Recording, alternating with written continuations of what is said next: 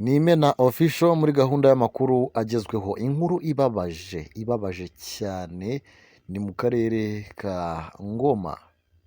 Akarere ka Ngoma rwose habaye bunyamaswa budasanzwe pe. Ibi ntabwo bikwiye mu Rwanda.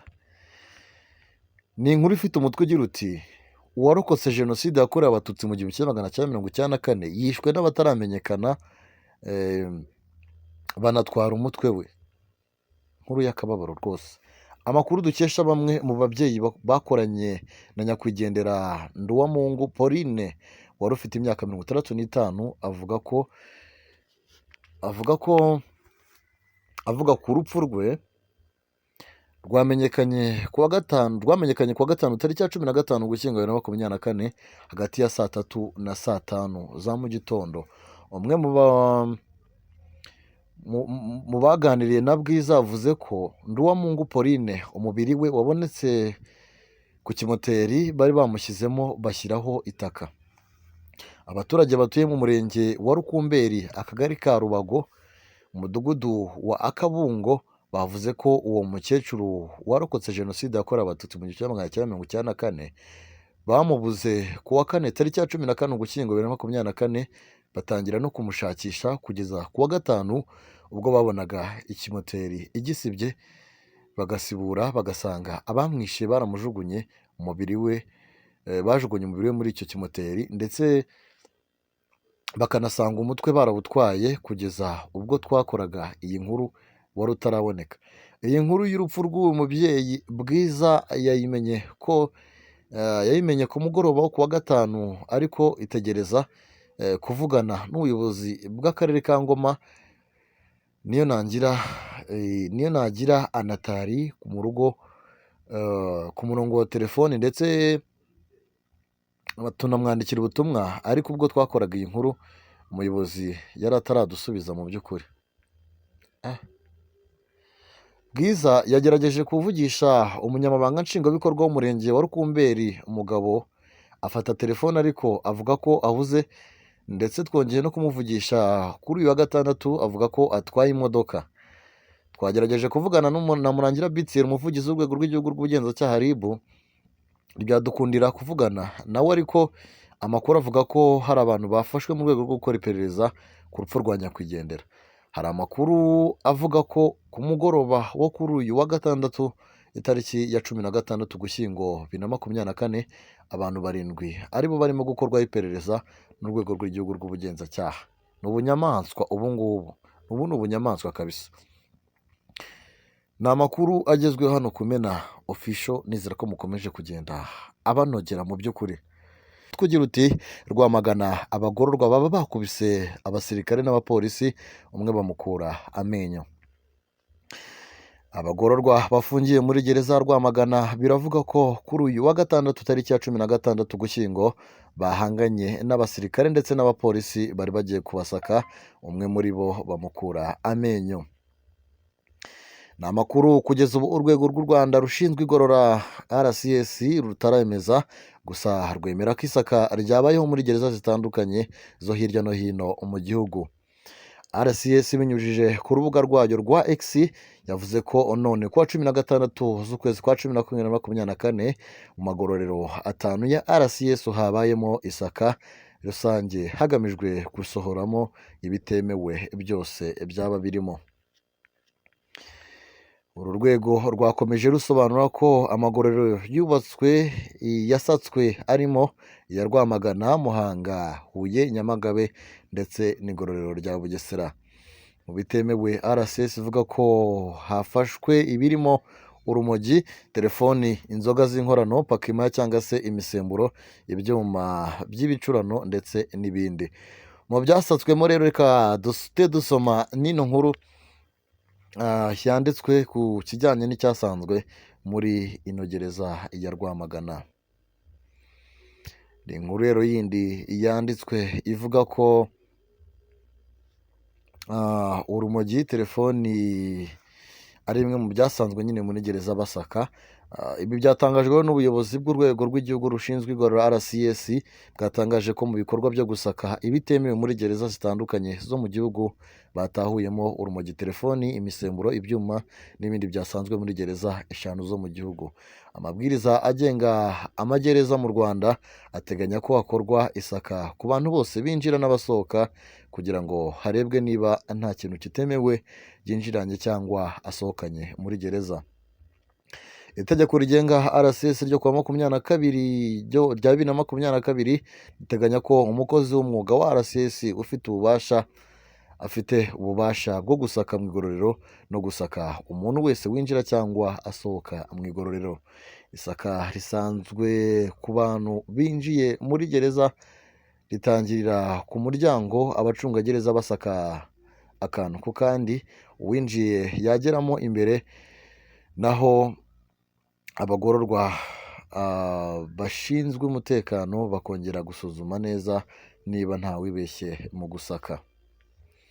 Ingingo ya 21 y'iri tegeko iteganya ko mbere y'uko umuntu yinjira mu igororero harebwa ibintu bye bwite afite bitemewe kwinjiranwa, bikabarurwa bigashyirwa mu nyandiko. Umuntu ufunze n'umuyobozi w'igororero bagashyira umukono cyangwa igikumwe kuri iyo nyandiko.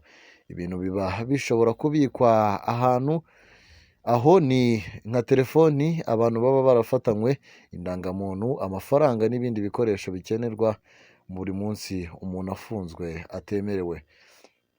Igika cya 2 cy'ingingo giteganya ko ubuyobozi bw'igororero bugena ahantu habikwa ibintu bitemewe kwinjizwa mu igororero, ibidashobora kubikwa bigasubizwa mu umuryango w'umuntu ufunzwe cyangwa bikabikwa n'umuyobozi w'igororero mu gihe nta muryango afite.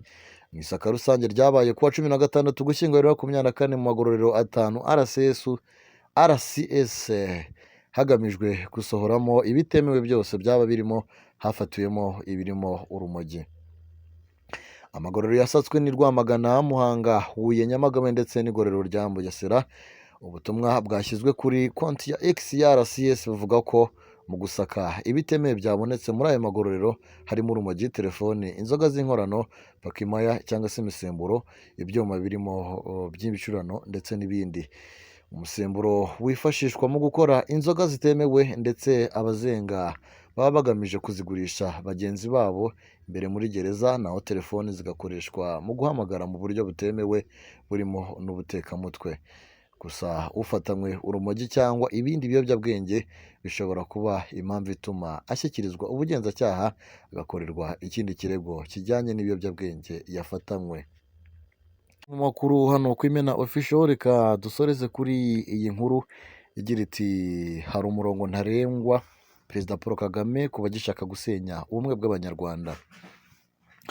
Perezida Kagame yagaragaje ko hari umurongo ntarengwa ku bantu bagica muri humye ubuyobozi bakarangwa n'ibikorwa by'irondabwoko n'ubugizi bwa nabi bakabikorera abandi hashingiwe kuko bavutse. Ni ingingo yagarutseho kuwa 16 Ugushyingo 2024 ubwo yari yitabiriye igitaramo cy'inkera y'imihigo ya Unity Club Intwararumuri isoza ihuriro rya 17 ry'uwo muryango. Perezida Kagame yagaragaje ko mu bihe tugezemo bidakwiye ko hari umuntu uzira icyo ari cyo cyangwa icyo abandi bazize mu myaka yashize. Ati ubu muri 2024 muri uku kwezi turimo, umuntu akazira icyo ari cyo cyangwa icyo abandi basize mu myaka yashize, tukicara tukabyemera tukabifata nk'aho ariko bigomba kugenda. Ati ntabwo ariko bigomba kugenda muri ba bandi bafite ubushake, bafite ubushobozi n'uburakari bwo kuvuga ngo ibyatubayeho mu mateka ntibizasubire. Ati ntabwo bikwiriye na busa. Perezida Kagame yashimangiye ko n'ababaca mu ruhamye muri humye inzego zitandukanye bakagira uruhare muri ibyo bikorwa ko batazabura guhanwa. Ati abo banyura mu myanya y'intoki kubera ko igihugu kiyubaka cyihendahenda gishaka ko umuntu wese yumva kikanagerageza kugorora ariya mateka yacu, abantu bakanyura mu myanya y'intoki bakagirira nabi abantu bagaruka mu mateka, burya iminsi inimbarwa. Perezida Kagame yakomeje kandi ku bahawe imbabazi bari bakurikiranyweho ibyaha birimo n'ibirebana na Jenoside yakorewe Abatutsi ariko bakongera bakabyijandikamo. Ati hari n'abandi mureba muri abo bandi bidegembya, nabo twababariye, twavanye aho bari bafungiwe ibyaha nk'ibyo ugahendahenda ngo urebe ko umuntu yakongera kuba mu buzima cyangwa nabe abo akorana nabo, n'iki yarangiza we akabisubiramo. Yagaragaje ko igiteye impungenge usanga benshi mu bongezwa n'abantu bo hanze y'igihugu babashima ko ari ibitangaza cyangwa ngo barwanira demokarasi. Yashimangiye ko bigiye kongera guhagurukirwa ababigiramo uruhare bose bakabibazwa, abagira inama yo kubireka mu maguru mashya. Ati kandi ubwo iyo umuntu agirwa inama afite mu mutwe hazima arumva. Ati ubu ni inama njya ariko ushaka arumva, ushaka ntiyumva. Ku kibazo cy'ubuzima bw'igihugu cyacu n'abanyarwanda, n'aho tugeze n'aho dushaka kujya, ibyo bifite aho bigarukira. Ubwo hatangizwaga ihuriro rya 17 rya Unity Club Intwararumuri, Minisitiri w'Ubumwe bw'Abanyarwanda n'Inshingano Mboneragihugu Dr Bizimana Jean Damascene yagaragaje ko bimwe mu bikibangamiye ubumwe bw'Abanyarwanda birimo kwigisha irondabwoko, gupfobya no guhakana Jenoside yakorewe Abatutsi ku mbuga nkoranyambaga zabaye imiyoboro y'imvugo zo gupfobya Jenoside yakorewe Abatutsi, gusebanya irondabwoko n'ibikorwa byibasira abarokotse Jenoside yakorewe Abatutsi n'ibindi. Agaragaje ko abacitse ku icumu rya Jenoside yakorewe Abatutsi bagikorerwa ihohoterwa kandi ugasanga ababigiramo uruhare ari abagize uruhare muri Jenoside yakorewe Abatutsi barangije ibihano cyangwa abo mu miryango yabo. Yagaragaje ko iyo hasuzumwe imiterere y'icyaha cy'ingengabitekerezo ya Jenoside yakorewe Abatutsi n'ibifitanye isano nayo, byakurikiranwe n'urwego rw'igihugu rw'ubugenzacyaha RIB mu minsi yo kwibuka hagati ya 2020 na 2024 byagabanutseho 14%. Yakomeje agira ati ntibivuze ko ingengabitekerezo ya Jenoside yacitse, iriho ndetse no mu bato uyisangamo, ariko kugabanukaho 14% mu myaka 4 ni igipimo gitanga icyizere cy'ejo hazaza heza h'imibare y'Abanyarwanda. Ni Imena Official, nizera ko byagenze neza cyane kabisa. Amakuru tubagejejeho yabaryoheye, mukande subscribe hanyuma tujye tubana mu makuru agezweho ku Imena Official. Reka mbabwire ati rero mukomeze mugire ibihe byiza cyane, ibihe birangwa n'umunezero, ibihe birimo umugisha, ibihe birimo kubona amafaranga. Mukomeze munogerwe n'ibihe byiza.